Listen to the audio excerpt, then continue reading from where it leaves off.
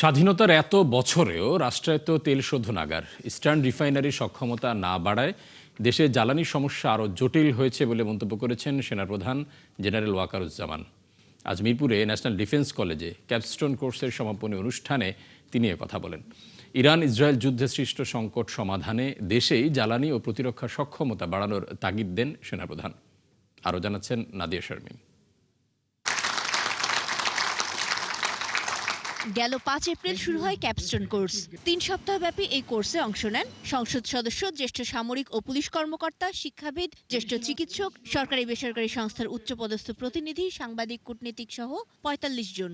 কি হচ্ছে রোহিঙ্গা এবং আরাকান ভাবনার ওপেন আপ আমরা হয়েছে, এগুলো খুবই শিক্ষণীয়। আমরা সবাই মিলে এটা সলিউশন করতে পারবো। মিরপুর সেনানিবাসের ন্যাশনাল ডিফেন্স কলেজে বৃহস্পতিবার কোর্সটির সমাপনী অনুষ্ঠানে তাদের হাতে সনদ তুলে দেন সেনাবাহিনী প্রধান। এ সময় তিনি কথা বলেন দেশের জ্বালানি পরিস্থিতি নিয়েও। 55 years after independence, we didn't develop the Eastern refinery, or we didn't have a second refinery. And Russian crudes, these are also very cheap, but we are not refining those, and we are importing refined fuel. That is why the fuel cost is very high.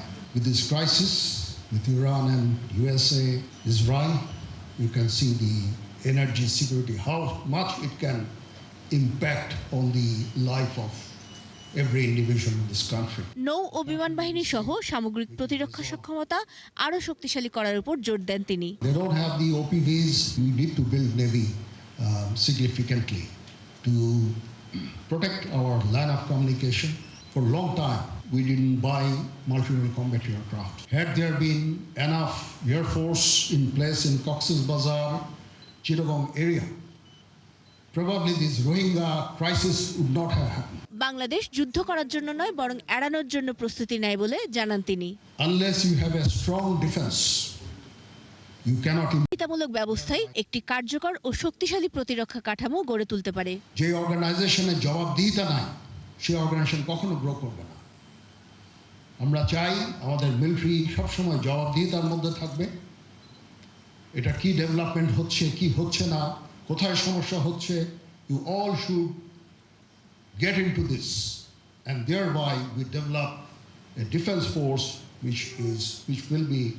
which will cause enough deterrence for our potential enemies to do anything. Rohingya issue সহ জাতীয় নিরাপত্তার গুরুত্বপূর্ণ বিষয়গুলোতে সামরিক বেসামরিক ঐক্যবদ্ধ পদক্ষেপ চান সেনাপ্রধান। May Allah bless us all. Allah Hafiz. Nadia Sharmin, ৭১, Dhaka.